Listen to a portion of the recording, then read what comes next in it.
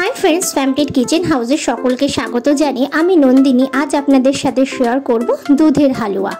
दुदिन परेई होली और ये होली उपलक्षे आजकेर ये स्पेशल रेसिपिटी आमी आपनादेर साथे शेयर करब। घरे थाका कयेकटा सामान्य उपकरण दिए किन्तु ये हालुआटा खूब सुंदरभावे तैरी करे नेওয়া যায় और ये हालुआटा तैरी करे आपनारा फ्रिजे अनेक दिन पर्यन्त स्टोर करेও किन्तु राखते पारबेन।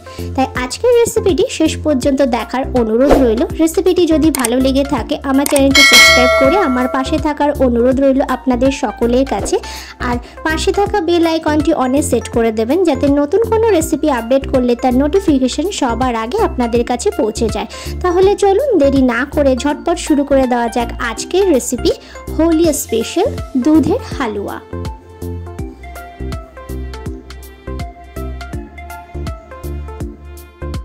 তো হালুয়াটা বানানোর জন্য প্রথমে একটা কড়াইয়ে 1 কাপ মতো জল দিয়ে দিলাম, তারপর এর মধ্যে দিয়ে দিলাম চিনি।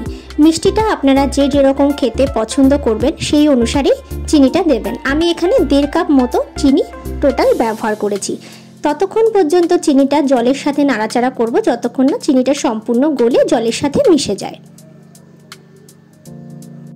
আর এটা কিন্তু কন্টিনিউয়াসলি এইভাবে একটু নাড়াতেও থাকতে হবে। তো দেখো চিনিটা সম্পূর্ণভাবে গলে জলের সাথে মিশে গেছে। এবার আমি এই জলের মধ্যে দিয়ে দেব 1 লিটার দুধ।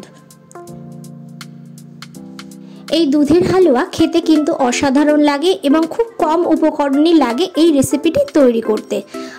ভালো করে আমি একটু নাড়াচাড়া করে মিশিয়ে নিচ্ছি আর দুধটাকে বেশ ভালো করে প্রথমে জাল দিয়ে নিতে হবে। আর এইভাবে কন্টিনিউয়াসলি একটু নাড়িয়ে নিচ্ছি। তো দেখো এবার আমি দুধের মধ্যে দিয়ে দিচ্ছি আমুল দুধ। যদি ঘন দুধ ব্যবহার করেন তো সেক্ষেত্রে আমুল দুধ নাও ব্যবহার করতে পারেন। যেহেতু আমি টোর মিল্ক ব্যবহার করেছি তো সেই কারণে আমি এখানে 4 চামচ মতো আমুল দুধ মিশিয়ে নিলাম। যদি আপনারা ঘন ফুল ফ্যাটযুক্ত দুধ ব্যবহার করেন এই দুধের হালুয়া বানানোর জন্য তো সেক্ষেত্রে কিন্তু আমুল দুধ নাও মেলাতে পারেন। ভালো করে মিশিয়ে নিয়েছি, দুধটা ফুটতে বসিয়ে দিয়েছি। এদিকে আমি 4টে এলাচ ভালো করে একটু থেতো করে নিচ্ছি। এলাচটাকে ভালো করে থেতো করে নিলাম। আর এলাচের খোসাটাকে কিন্তু আমি এখানে ব্যবহার করব না, কারণ মুখে বাঁধবে, তো সেক্ষেত্রে খেতে একদমই বাজে লাগবে। তো সেই কারণে খোসাটাকে আমি তুলে নিচ্ছি। আর এলাচের দানার গুঁড়ো অংশটা এটা আমি এই হালুয়ায় ব্যবহার করব। এটাকে আমি সাইড করে রেখে দিচ্ছি। আরেকটা পাত্রে আমি নিয়ে নিচ্ছি 2 চামচ কর্নফ্লাওয়ার। কর্নফ্লাওয়ারের মধ্যে অল্প পরিমাণে জল দিয়ে গুলে এটাকেও আমি সাইড করে রেখে দেবো। এটা আমি পরে ব্যবহার করব, তো প্রথমে তৈরি করে রেখে দিচ্ছি। দুধটা আমি অলরেডি জালে বসিয়ে দিয়েছি। তো দুধটা ওদিকে জাল হচ্ছে, আমি এই ফাঁকে এই দুটো তৈরি করে নিলাম। তো দেখো দুধটা কিন্তু বেশ ভালোভাবে ফুটে গেছে। আর এই দুধটা ফোটানোর সময় কিন্তু কন্টিনিউয়াসলি মাঝে মাঝে একটু নাড়িয়ে দিতে হবে যাতে কোনোভাবেই দুধের সর না পড়ে। দুধের যাতে সর না পড়ে সেই জন্য কিন্তু অনবরত মাঝে মাঝে নাড়তে থাকতে হবে। তো বেশ ভালো করে দুধটাকে জাল দিয়ে নিয়েছি।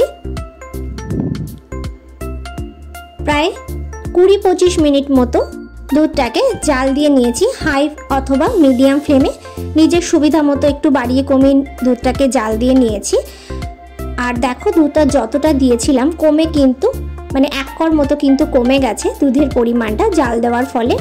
তো বেশ ভালো করে দুধটাকে জাল দিয়ে নিয়েছি। এইভাবে ক্রমাগত নাড়তে থাকবো আর এক একটা করে উপকরণ আমি এর মধ্যে অ্যাড করতে থাকবো। এবার আমি এর মধ্যে দিয়ে দিচ্ছি অল্প একটু কেশর। দুধটাকে বেশ ভালোভাবে জাল দিয়ে নেওয়ার পর আমি গুলে রাখা কর্নফ্লাওয়ারটা দিয়ে দিলাম এবং অনবরত এইভাবে এবার নাড়তে থাকবো দুধটাকে ঘন করার জন্য। এই পর্যায়ে আসার পর থেকে কিন্তু কন্টিনিউয়াসলি নাড়তে থাকতে হবে। যদি একবারও নাড়া বন্ধ হয়ে যায় তাহলে কিন্তু দুধটা তলায় লেগে যেতে পারে। যেহেতু কর্নফ্লাওয়ার দেওয়া হয়েছে দুধটাকে ঘন করার জন্য তো সেই কারণে অনবরত দুধটাকে নাড়তে থাকতে হবে। সামান্য একটু লবণ দিয়ে দিলাম, কারণ মিষ্টির যে কোনোই কিছুই তৈরি করা হয় না কেন একটু লবণ দিলে মিষ্টির ব্যালেন্সটা ঠিকঠাক থাকে। তো দেখো দুধের কালারটা কিন্তু অনেকটাই চেঞ্জ হয়ে এসছে, দুধটা কিন্তু অনেকটাই ঘন হয়ে এসছে। তো দেখো কন্টিনিউয়াসলি কিন্তু আমি নাড়তে থাকছি। দুধটা কিন্তু জাল দিতে দিতে একটা পর্যায়ে ঠিক এইরকম ঘন হয়ে আসবে। যখন এরকম ঘন হয়ে আসবে তখন এর মধ্যে দিয়ে দেব থেতো করে রাখা এলাচ গুঁড়োটা। আবারও নাড়তে থাকবো, কন্টিনিউয়াসলি কিন্তু নাড়তে থাকতে হবে। এবার দিয়ে দিচ্ছি 2টো পাতিলেবুর রস। আবারও বেশ ভালো করে নাড়িয়ে নেব। এক একটা উপকরণ দিতে হবে আর কন্টিনিউয়াসলি কিন্তু নাড়তে থাকতে হবে। দুধটা কিন্তু এক পর্যায়ে একদমই ঘন হয়ে আসবে, মানে কড়াই থেকে ছাড়িয়ে আসা পর্যন্ত কিন্তু ততক্ষণ কন্টিনিউয়াসলি নাড়াচাড়া করতে করতে দুধটাকে জাল দিতে হবে।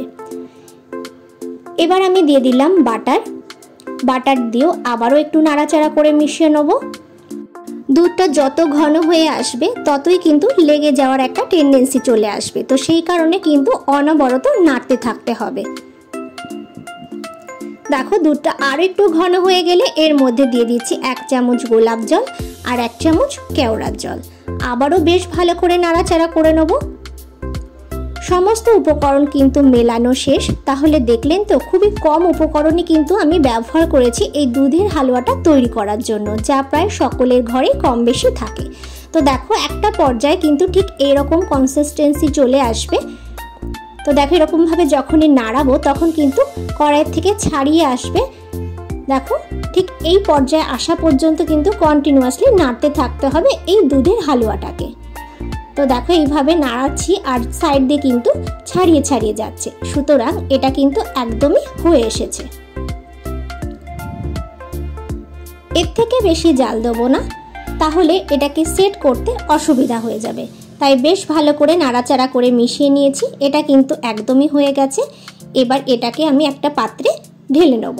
যে পাত্রে ঢালবো তো সেই পাত্রটা এবার আমি রেডি করে নিচ্ছি। আমি এখানে একটা এয়ারটাইট কন্টেনার নিয়ে নিয়েছি আর কন্টেনারের গায়ে একটু বাটার এইভাবে ব্রাশ করে দিচ্ছি। যেহেতু আমি দুধের হালুয়াটা এই পাত্রেই সেট করব, তো সেই কারণে আমি এখানে একটু বাটার ব্রাশ করে দিচ্ছি। আপনারা যে পাত্রই ব্যবহার করবেন সেই পাত্রে অবশ্যই কিন্তু বাটার ব্রাশ করে নেবেন, তাহলে দুধের হালুয়াটা সেট হয়ে যাওয়ার পর ছাড়াতে সুবিধা হবে। তো দেখো হালুয়াটা আমি এই পাত্রের মধ্যে ঢেলে দিচ্ছি। এবার স্প্যাচুলার সাহায্যে এইভাবে একটু হালুয়াটাকে সেট করে দিচ্ছি।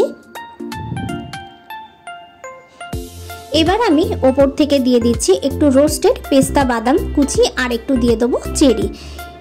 এবার আমি এটাকে সম্পূর্ণভাবে রুম টেম্পারেচারে আসা পর্যন্ত ওয়েট করব। সম্পূর্ণভাবে রুম টেম্পারেচারে চলে আসার পর ঢাকনা আটকে এটাকে 4 থেকে 5 ঘন্টা মতো ফ্রিজে রেখে দেবো, এটা সেট হওয়ার জন্য। যেহেতু এখন একদমই গরম তাই এটা কিন্তু খুবই নরম রয়েছে, তাই এটাকে সেট করার জন্য আমি এটাকে ফ্রিজে রেখে দেবো 4 থেকে 5 ঘন্টা মতো। সম্পূর্ণ রুম টেম্পারেচারে চলে আসার পরে কিন্তু এটা ফ্রিজে ঢোকাতে হবে সেট হওয়ার জন্য। যদি সম্পূর্ণ ঠান্ডা না হয়ে থাকে, রুম টেম্পারেচারে না আসে, তাহলে কিন্তু এটা নষ্ট হয়ে যাবে, এটা আপনি স্টোর করে রাখতে পারবেন না। ফিরে আসলাম পুরোপুরি 5 ঘন্টা পর। এবার আমি আপনাদের খুলে দেখাচ্ছি এটা কীরকম সেট হয়েছে। এটা কিন্তু একদমই ঠান্ডা এখন, আর এটা কিন্তু সম্পূর্ণভাবে শক্ত হয়ে একদম সেট হয়ে গেছে। এবার আমি ছুরির সাহায্যে এটাকে পিস পিস করে কেটে নেব। আমি আমার পছন্দ মতো পিসটা করছি, আপনারা আপনাদের পছন্দ মতো পিস করে নিতে পারেন। ভালো করে পিস করে নেওয়ার পর ছুরির সাহায্যে সাইডগুলোকে একটু ছাড়িয়ে নিতে হবে, ঠিক এইভাবে, যেহেতু সাইডগুলো আটকে গেছে। আর বাটার লাগানোর এই সুবিধা যে খুব সহজে কিন্তু এটা পাত্রের গা থেকে ছাড়িয়ে উঠে আসবে। তবু সাইডগুলো একটু এইভাবে ছুরির সাহায্যে ছাড়িয়ে নিতে হবে। এবার আমি আপনাদের একটা পিস তুলে দেখাচ্ছি যে দুধের হালুয়াটা দেখতে কেমন হয়েছে।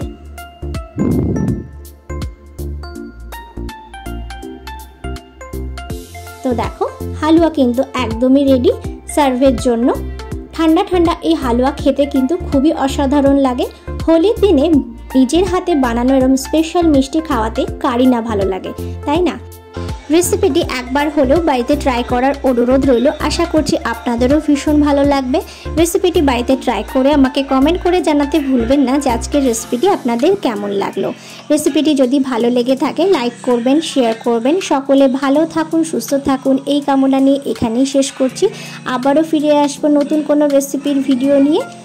সব শেষে আমার সকল সাবস্ক্রাইবার বন্ধুদের জানাই হোলির শুভকামনা। ধন্যবাদ।